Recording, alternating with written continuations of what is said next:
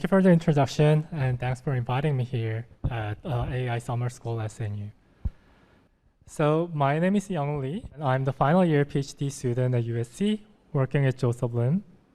I'll be joining Peter Abel's lab at UC Berkeley as a postdoc. And today, I'll be presenting my PhD research in reinforcement learning for robotics.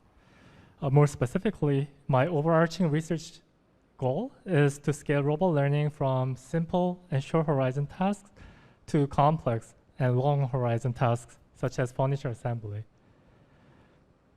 So in factories, there is a bunch of specialized robots that can perform very complicated tasks in perfect precision over and over again. But this only happens inside the factory. And this is because everything inside the factory is designed for a specific robot and a specific task. But what I want to develop and what you probably want to see is this kind of intelligent robot that can work in our environment and replaces our daily jobs, like laborious, tedious, and dangerous jobs. But different from the factory robots, this is not trivial how to implement this intelligent robot. And the main challenge here is that our home is not designed for a specific robot or a specific task. So let's see the major challenges in developing such intelligent robot. So first of all, tasks in our daily lives is very, very complicated. As you can see here, furniture assembly, cooking, tidying home, makeup, they're very, very complicated. For a robot to learn this task, a robot has to know what surroundings look like and where the objects are and how to plan to achieve the goal. And finally, it has to interact with the environment using a very dexterous skills. As you already noticed, if you want to code this robot manually, it's almost impossible because of complexity of behaviors and logics. Another challenge is the diversity of environments. So in normal human messy environment, it makes this kind of programming the intelligent robot much more complicated. You can imagine everyone's kitchen is different, and even one kitchen changes every day. So making a robot that can work in every kitchen is almost impossible. And simply speaking, robots picking up several different cups on several different tables in several different kitchens is extremely, extremely hard task. So due to the complexity of task and diversity of environments, programming an intelligent robot is not plausible. So this says that a robot has to explore the world and discover new things and learn over and over again to get better at what it has to learn. Thus, we need to make a robot learn from data. And there are two major robot learning approaches. And when we know how to solve the task, like demonstrator shows you how to solve the task, then we can simply learn to imitate this, which is called imitation learning. So this is essentially learning from demonstrations, which consist of state action pairs. And you can imagine this is very common supervised learning setup. But the caveat is this requires a lot of demonstrations. So if you want to learn one task, you have to experience a large number of diverse cases, situations and what you have to do. When you don't know how to solve the task, you can still learn the task. And yeah, you can do it by trial and error. And this is called reinforcement learning. So you can imagine when we learned how to ride a bicycle, we just try and falling off, try and falling off. And if it stays a little more stable, then we just tend to do it more and more. And eventually, we can learn how to ride a bike. But as you can imagine, this requires a lot of trials and failures and also reverse signals. So yeah, this requires a lot of samples too. In recent years, there has been a lot of work applying these robot learning techniques, data-driven approach, to the complex robotic manipulation tasks. And they has been shown like amazing results on diverse manipulation tasks. And as you can see, like they can pick up diverse objects and playing chess, like folding clothes. And they can also follow the natural language instructions from humans. But the focus of such work has largely been around simple and short tasks like grasping an object and pushing an object. And also, it happens only in the controlled environment like a lab. So I want to extend the learning capability of robots so that it can perform our jobs in our home and our office. Thus, my research goal is to scale robot learning to real-world tasks. More specifically, I aim to get rid of the limitations of current robot learning approaches, such that a robot can tackle complex, long-horizon tasks in real-world environments. In today's talk, I'll mainly talk about how to solve these complex and long-horizon tasks, and then I'll briefly talk about how to learn it in the real world later, very briefly. All right, so what is the complex long-horizon tasks? These obstacle course and furniture assembly are good examples of complex long-horizon tasks. So here, complex means you need to learn non-trivial behaviors to solve a task. And the long horizon means a task consists of multiple of those subtasks. Then how can we train an agent to solve these kind of complex long horizon tasks using RL? If you imagine learning this from scratch, this is probably not a good idea since the tasks are long and complex. There's so many possible actions you have to take or explore to tell which one is better solution for you. Also, if something fails, it's very hard to know when I failed. And lastly, the policy optimization, the neural network training is difficult because one policy has to learn diverse behaviors at the same time. Thus, it's likely to require a huge amount of training data, which is very simple and efficient. And this is especially important for the real-world robotics because we have a very limited the real-world interactions. And this is the main reason why it's very hard to solve long horizon and complex tasks using RL. Thus, my research mainly focuses around improving sample efficiency by leveraging skills and prior experience. You can simply imagine how humans learn a task. We don't learn everything from scratch, and we usually understand the task in high level, and then we perform the high-level plan using the skill we already have. And we don't just do random motions to solve a task. Also, we utilize our prior knowledge to tell whether the plan we make is makes sense or whether we are doing good or bad.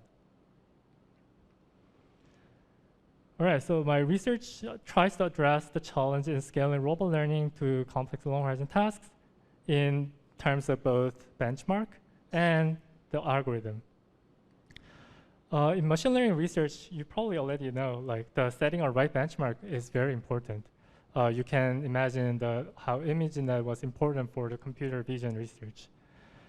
So I first developed a simulated benchmark for long horizon tasks, and then I worked on a series of reinforcement learning methods that can efficiently learn such complex tasks.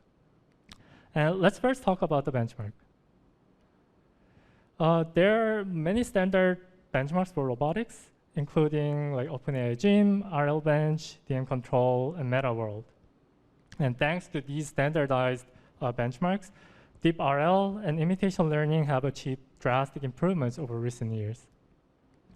However, as you can see in the images, most of these tasks seem very simple. They seem to be mostly about picking and placing or pushing.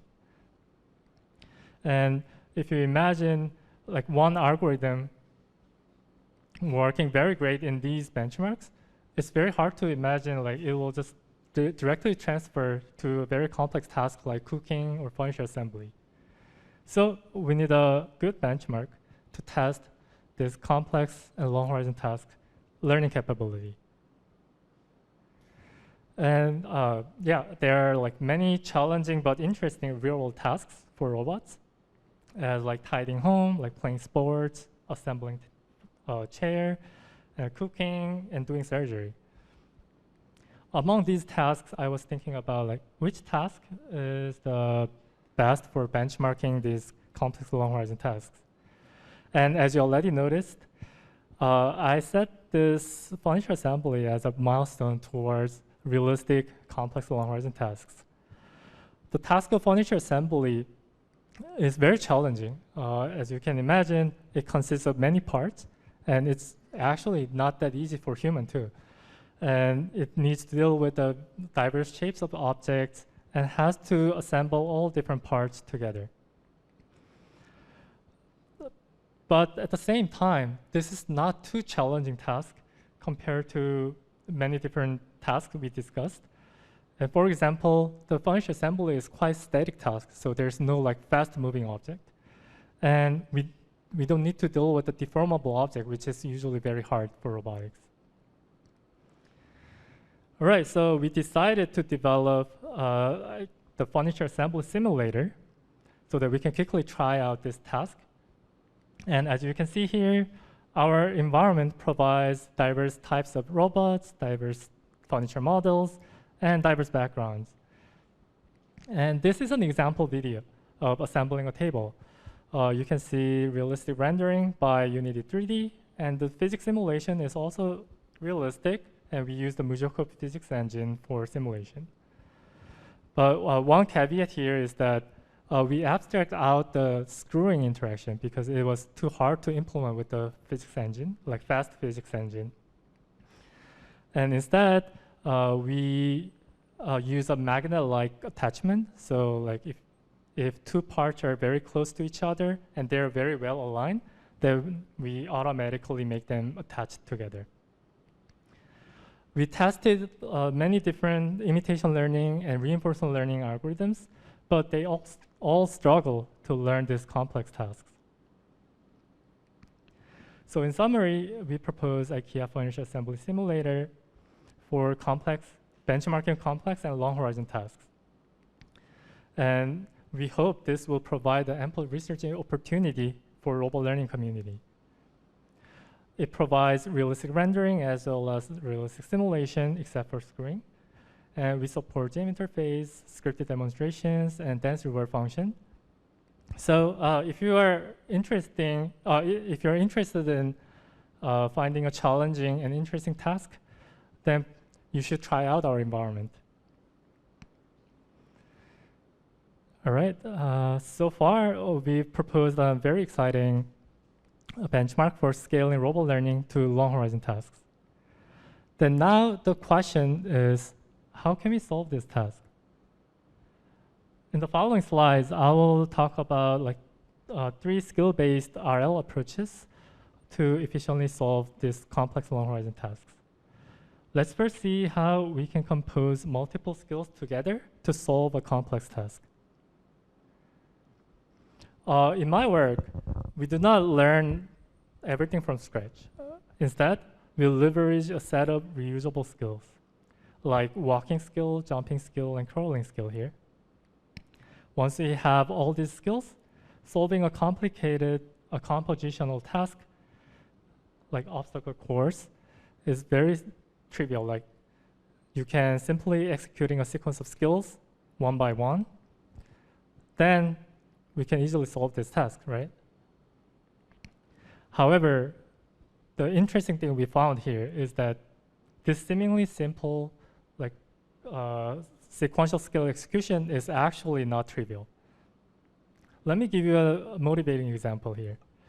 So in basketball, catch, dribble, shoot is a very common combination of skills. And when we learn this combination, we don't learn it from scratch. And we first learn how to catch and how to dribble and how to shoot the ball separately.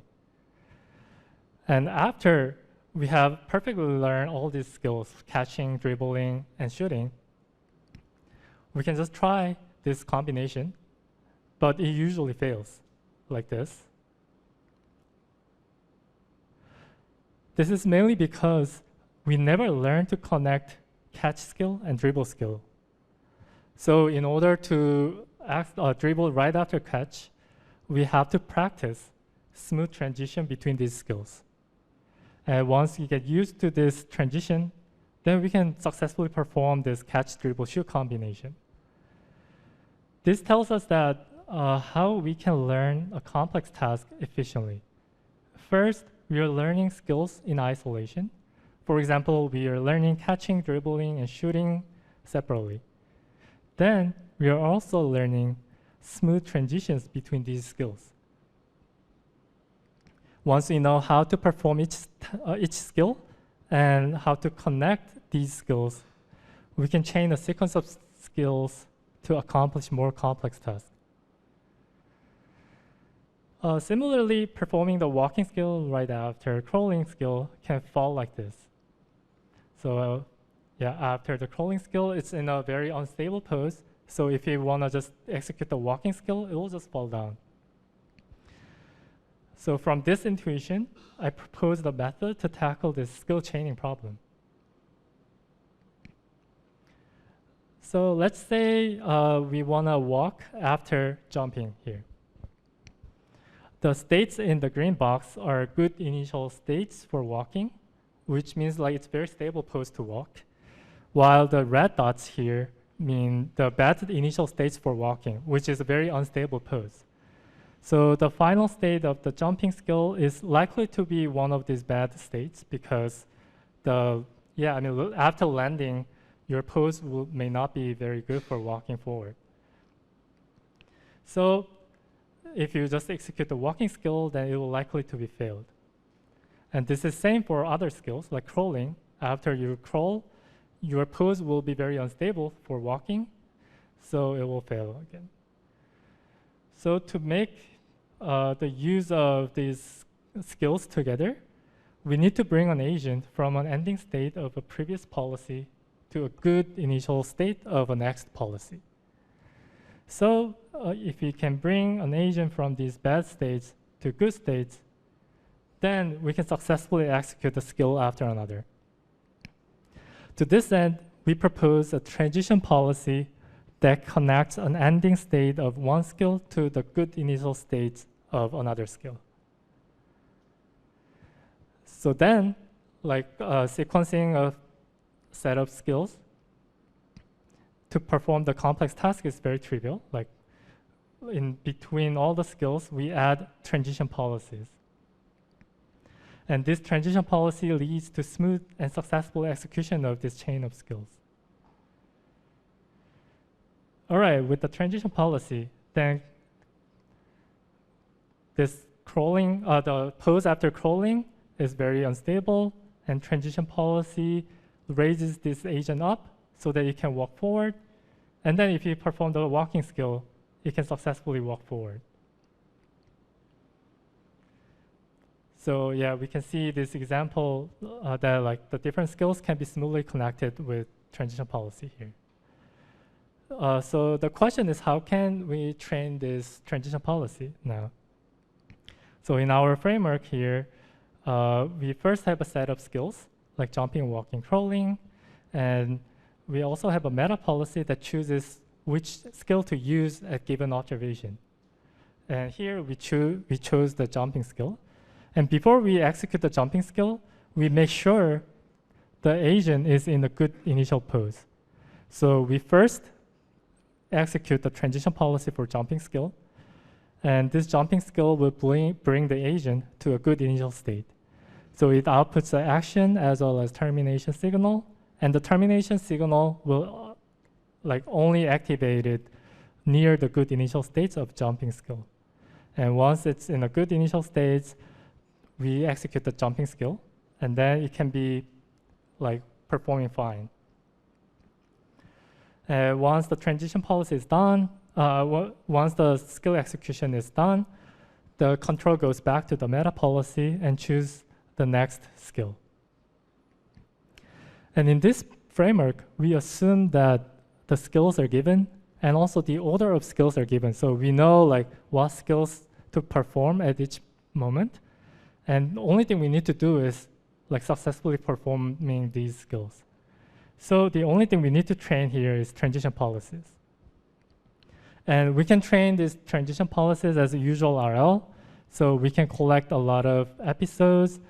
And then if the episode is successful, we can reward it 1. Otherwise, we reward the trajectory 0 and train the transition policy. But however, this is not a good reward signal. So what would be the better reward signal for the transition policy? As you can imagine, the goal of the transition policy is to make the following skill successful, right? So we use this success signal of the following skill as a reward for the transition policy training. All right, so a little more technically, we roll out multiple episodes like this. Some of them will be successful, some of them will be failed. And then we can provide reward 1 for successful trajectories and reward 0 for the failed trajectories. Then we can use any RL algorithms to train the transition policy. However, this reward signal is binary, it's sparse. And this is very challenging. This is one of the most popular challenges in RL. So instead of waiting for this sparse and binary reward, we propose to predict how close a state is to the good initial state, which is called proximity predictor. So here we measure the proximity as how many actions we need to take to reach a good initial state. And you can see here, the green dots have a high proximity, which means it's close to the good initial states. And red dots have smaller proximity. It means it requires multiple actions to take to reach the good initial states. And we define the proximity measure as a delta to the number of steps, which is exponentially discounted according to the number of steps to the initiation set. And as you can see, we can provide more detailed signal, like more like not just 0 and 1. We can provide continuous values of reward. And in addition to this, we can also use the changes in proximity prediction, which means the positive change means the agent moves closer to the initiation set, and negative reward means the agent moves farther away from the initiation set. So we can give a reward for every step of action so that it can learn much more efficiently. And this is how we train. We collected one trajectory, and based on whether it's successful or not, we put the transition trajectory to the success buffer or failure buffer. And states in the success buffer will be labeled with the proximity measure, which is like related to the number of actions to reach the goal. And for the failure buffer, we label every state as with 0. And we train proximity predictor to regress this proximity value. So high, like good initial state will get high proximity, bad states will get 0 proximity. And we feed these proximity value to the policy and train the transition policy. So by improving the transition policy, we can collect more successful trajectories because transition policy is better. So the next following skill will be likely to success more. And this will give the better trajectories for the proximity predictor training. So proximity predictor will become better again. And with this positive feedback loop, we iteratively update the transition policy and proximity predictor. And we have one transition policy and one proximity predictor for each skill. So here, there's one set of transition policy and proximity predictor for jumping skill, one for walking skill, and another one for crawling skill. And we train everything all together with a single RL loop. All right, so let's see the example. So patrol task is simply just walking forward and backward again and again. And as you can see here, the agent is walking forward and you can see it's leaning forward. And it's very hard pose to just walking backward directly. So the transition policy does some random jobs, but it ends up with a leaning backward pose so that it can start walking backward. And this is the toss and hit task, which is very similar to the tennis serving. So the arm should pick up the ball and toss, and then hit the ball to the target. And you can see it toss the ball, and the arm is in a very arbitrarily pose right now. And the transition policy will bring it to the initial state, like good initial state for hitting. Then hitting can be successfully done like this. All right, so in summary, we propose to efficiently reuse skills to compose complex and long horizon tasks. And most interestingly, we found that naive execution of skills often fails because these skills are learned separately and they are never learned to connect to each other. Therefore, we propose transition policies to smoothly connect these skills. And we also propose proximity predictor so that we can boost the training efficiency. All right, so we can compose multiple skills with transition policies. And it seems working very well. Thus, in the next project, I apply the same approach for furniture assembly now. So this is very exciting to me. So here, furniture assembly, we split this task into 4 subtasks, which corresponds to each table leg assembly. And we first train one policy per each subtask. So they're like pi 1 to pi 4. And then we train transition policies between each of these skills. This sounds perfect. Then with these skill policies and transition policies, this robot should be able to solve this furniture assembly. But unfortunately, it doesn't work. And the transition policies fail to learn this transition. Let me explain why. So let's say pi I is a skill, I is a good set of initial states, and beta I is a successful terminal state of the skill. And when we chain 2 skills, I minus 1 and I, the states outside of the initiation set II will lead to failure of the skill I. As you know, like because this is not a good initial state, it will just fail. So we want a transition policy to bridge this gap.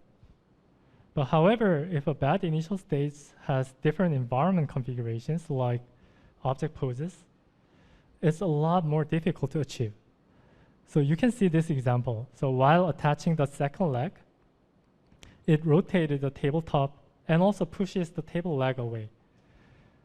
So changing this bad configuration to a good configuration for the next skill, like third leg assembly, requires very complicated interactions, and it might be even harder than actually solving the task itself.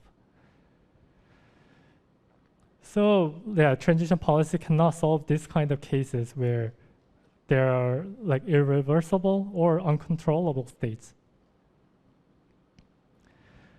A natural way to tackle this problem is to make a skill works well on these like messy initial states. So if there are some states that skill I is failed, then we keep training with RL so that it can also work in this like bad initial states. However, the problem is when a skill learns to cover larger initial states, it's likely to have even larger terminal states distribution. You can imagine that when a robot works on a messy environment, the resulting state will be even more messier. And if you chain more and more skills, the following skills should cover even larger initial states, which leads to even larger terminal state distribution. So this kind of skill chaining will be limited to a small number of skills. And this is not practical for furniture assembly, which requires like 4, 5, 6 skills to be chained. And also, in manipulation task, a robot can very easily mess up the workspace by just pushing or throwing away the objects on the table. To prevent this to happen, we propose to train skills to increase their initiation sets while keep the terminal state distribution small. This is very simple, right? So our method T-star simply fine-tune every skill to cover the larger initial states, but we regulate the terminal state distribution to be small. And more specifically, if you see the figure on the right, the red dots are terminal states of the previous skill, and the green dots are good initial states of the next skill. And we want these red dots to be close to the green dots so that the next skill will be perfectly work. All right, this can be done by just rewarding terminal states close to the green dots and penalizing red dots far away from these green dots. So here, if the terminal state is far away from the good initial states, then we provide 0 reward. And if it's good, if it's close to the good initial states, we provide positive reward. And by doing this, we can learn our policy to be limited to the small terminal state distribution. And to know whether a terminal state is within the good initial state distribution or not, we train a initiation set discriminator that discriminates bad terminal states to the good initial states of the next skill. This is pretty much the same with the GAN training. So we can collect a lot of terminal states of the previous skill and successful good initial states of the next skill, and use these samples, we can train the network. And the policy just learns to fake the discriminator, which means the terminal state is very similar to the good initial state distribution. All right, this is the result. So Gale plus PPO is an imitation learning plus reinforcement learning baseline. As you can see here, this cannot solve more than one subtask because of the complex policy optimization and also hard exploration. And the second one is about fine-tuning all the skills, but without terminal state regularization. And as you can see, as we chain more and more skills, the terminal states to be covered becomes larger and larger, so that for the final skill chaining, it fails. On the other hand, our method can effectively regulate the terminal state distribution, and then it can successfully chain all 4 skills. And we can see the same results for the table assembly. This RL plus IL baseline fails for the second subtask. Simply fine-tuning all the skills will fail on the third task, but our method can solve this task by chaining all 4 skills. So in this project, we also compose skills, but instead of having a transition policy, we directly fine-tune skills so that they can be connected to each other. And interestingly, naive fine-tuning of skills fails again, as the terminal state distribution grows very quickly.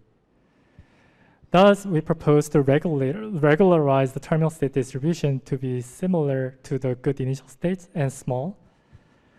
And finally, we show that our method can solve the furniture assembly task for the first time. All right, so the last approach is about acquiring skills from data rather than manually specifying all the skills needed to solve the complex task. So we saw that a skill composition can solve many difficult tasks, but it assumes a set of manually defined skills, and they are older. This is not scalable when a robot needs a lot of skills. Like, let's say we need 100 skills to solve some complex task. Then users cannot provide all the supervisions for learning these 100 skills. Like, we cannot provide demonstrations, rewards, or scripted code for every skills that robot needs. So instead, can we learn skills from data? That's a very common, popular question. And especially, can we learn a skill from task-agnostic data? If then, we can reuse, we can reuse all possible data available to the robot. So we implement this idea in our project, Skill Prior RL. So we assume access to a large offline task-agnostic data. Here, task-agnostic means the data here is not directly relevant to the target task we want to solve, but it includes some useful information, like useful skills, useful statistics, or prior to learn a new skill, a new task. And from this data, we extract two things. So first, we extract skills, a set of reusable skills, such as sliding cabinet, moving kettle, and opening microwave. But since we are extracting skills from the data, we can potentially extract like infinitely many skills. And this sounds good in some sense, but in some other sense, it makes the downstream learning very difficult. Because if you have infinitely many skills, at every state, we have to explore all these like infinitely many skills to see which one is better or worse. So we also extract skill prior from data. And the skill prior tells us that given the current state, what are the skills that likely happen in the data set, and what are the skills that are not likely happen. And using this information, we can explore a new task more efficiently because we only need to explore plausible skills at every state. And finally, we take these two things together to efficiently learn to solve like long horizon complex tasks. And with this approach, we could solve long horizon maze navigation and also kitchen manipulation tasks. All right, so far I talked about how to scale robot learning to complex and long horizon tasks. I first developed the furniture assembly simulator for benchmarking these tasks. And then I proposed 3 skill-based RL approaches to efficiently solve complex long horizon tasks. This is one major part of my research. But on the other hand, I also have worked on making a robot learn in the real world by getting rid of the assumptions of clean environment, clean controlled environment, and access to state and reward. This can be roughly categorized into the sim-to-real transfer learning and third-person imitation learning. Again, my research goal is to scale robot learning to real-world tasks. But unfortunately, due to COVID-19, my PhD work has been mostly focused around the simulation. But now we are back to normal, so I would like to solve complex tasks in the real world. And let me briefly describe what I'm currently working on to solve this complex real-world furniture benchmark, furniture assembly. So to solve the complex task in the real world, we need a real-world testbed. And since learning from scratch in the real world is not plausible, it requires too many data points. So we want to leverage large-scale real-world data. And finally, we need an efficient learning approach so that we can train a robot in the real world. So let me first talk about the real-world benchmark. As we discussed, a benchmark is very important for machine learning. And there has been like many real-world reproducible real-world benchmarks, but they are all limited to very simple tasks like picking and placing. And similar to the simulated benchmarks, we need a benchmark for complex and long horizon tasks. So I'm currently working on the real-world furniture assembly benchmarks. It's not like real furniture, but we try to make it similar to the IKEA benchmark, but abstract some very complicated interactions, like very small nuts and bolts. To make furniture assembly tractable and reproducible, we 3D model all the furniture parts. So anyone in any lab can simply download our 3D models and 3D print it, and then reproduce the experiment. The tasks are quite challenging, involving 3 to 6 furniture parts, and require complex manipulation skills, such as screwing. We also provide many cool functionalities like automatic reset and automatic reward function, so that everyone can easily do real-world experiments. This is our environment setup. So we use a front cup Panda arm, and furniture parts are 3D printed. The observation of the robot consists of the image from the front view camera and the joint configurations. You can see some markers on top of the furniture models, but they are not used for learning a policy or training a robot. It's only used for automatic reset or providing a reward function. We designed 8 different furniture models, like chair, cabinet, and table.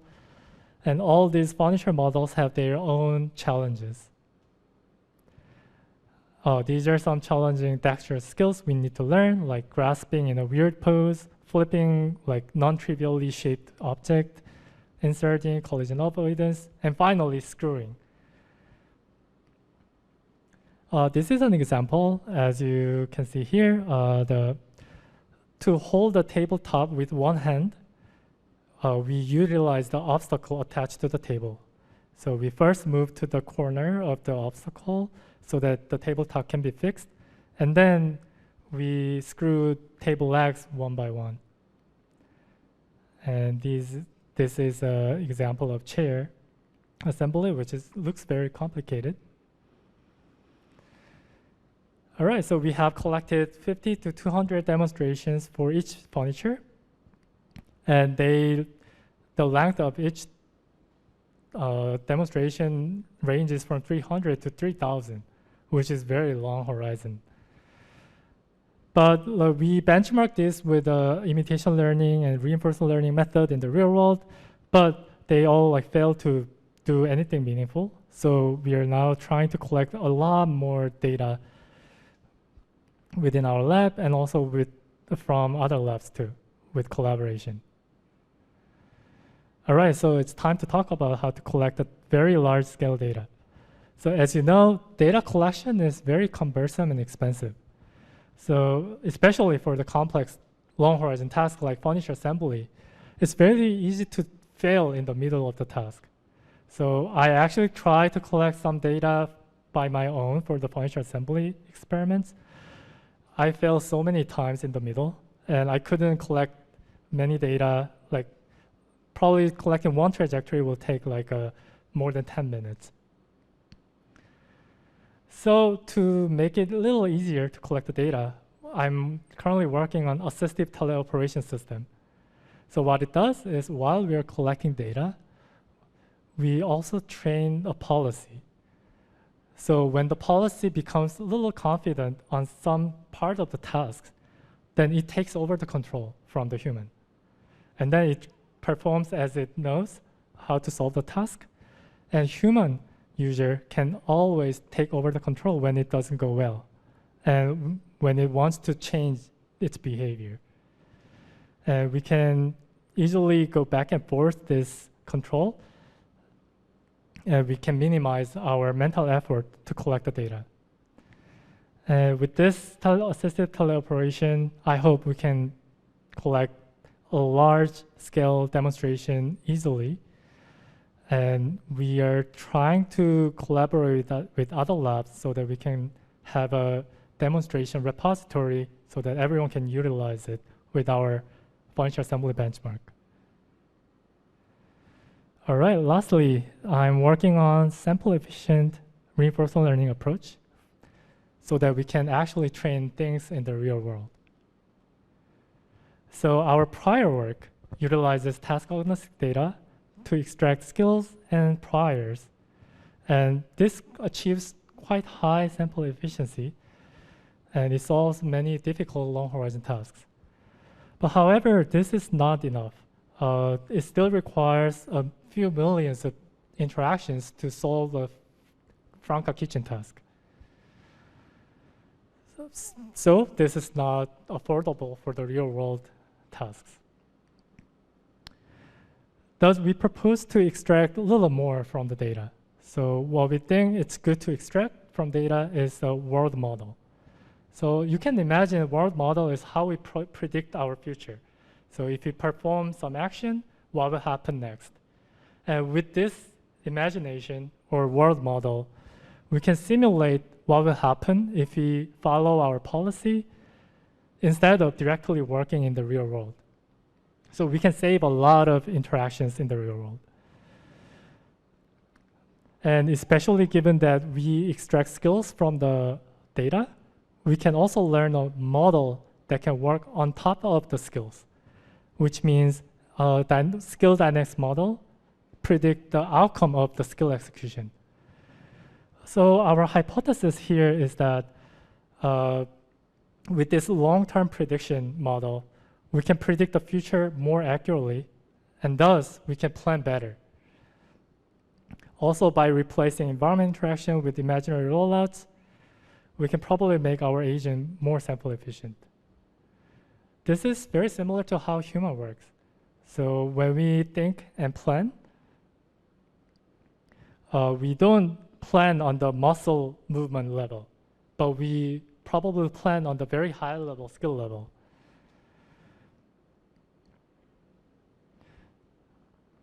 All right, so we tested this idea on like typical maze navigation, Franca kitchen manipulation tasks.